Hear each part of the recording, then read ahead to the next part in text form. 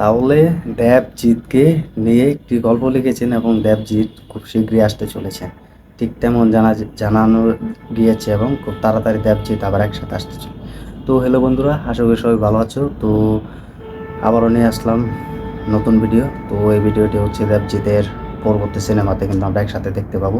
তবে খুব শীঘ্রই কিন্তু দেবজিৎ আবার একসাথে আসতে পারছে বা দেখা যাবে, তো ঠিক খুব তাড়াতাড়ি। তো সুরজিৎ মুখার্জি ঠিক তেমনটাই জানিয়েছে যে দেবজিৎকে নিয়ে একটি গল্প তৈরি করেছেন, যে দেবের ক্যারেক্টার হিসাবে জিৎ থাকবে এবং জিতের ক্যারেক্টার হিসাবে দেব থাকবে, যেটি একটি নায়িকা থাকবে, যে নায়িকাটি এই সুপারস্টারের সাথেও মুভি হিট দেয়, ওই সুপারস্টারের সাথেও মুভি হিট দেয়। ঠিক তেমনই ভাই কী গল্প বানিয়েছে।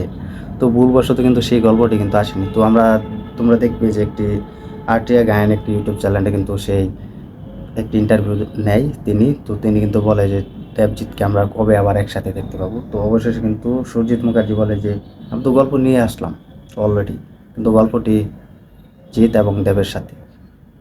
তো বা এটা আসলে বিশ্বাস হয়নি, তো অবিশ্বাস্য রেকর্ড হয়েছিল। তো এটা যদি আসতো তাহলে আমার মনে হয় তাক লাগিয়ে দিত, আবার নতুন একটি প্রজন্মকে হিসেবে সবাই দেখতে পেত, নতুন হিসাবে দেখতে পেত সবাই। তো তিনি কিন্তু বলেছিলেন যে তাকে যখন বলা হয় এই গল্পটি কীরকম হতে পারে, পরে বলে একটি অন্য লেভেলে জঙ্গল মিলিয়ে আর কি শুটিং করা হবে। সেই গল্পতে আর কি জিতের ক্যারেক্টার হিসেবে দেবকে থাকবে এবং দেবের ক্যারেক্টার হিসেবে জিতকে দেখা যাবে। তো একটি নায়িকা নেওয়া হবে, যে নায়িকা ওর সাথেও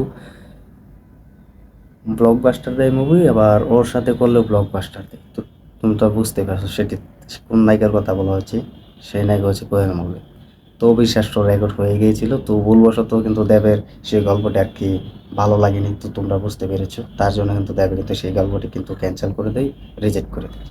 তো অবিশ্বাস্য কিন্তু রেকর্ড আবারও কিন্তু দেখতে পেতাম আমরা, আবারও নতুন একটি অবিশ্বাস্য রেকর্ড হয়ে যেত। তো সেটা কিন্তু কোনো কারণে হয়নি।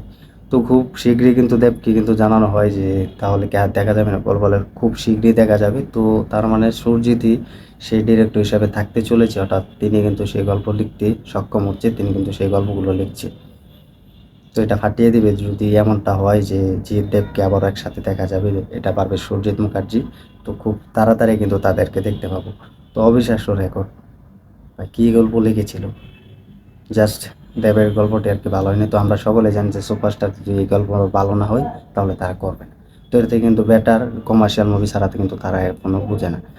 তো দেখা যাক সুরজিৎ মুখার্জি তাদের দুজনকে এক করে নিয়ে আসতে পারে কিনা, তেমনটাই অপেক্ষা করতে হবে আমাদের।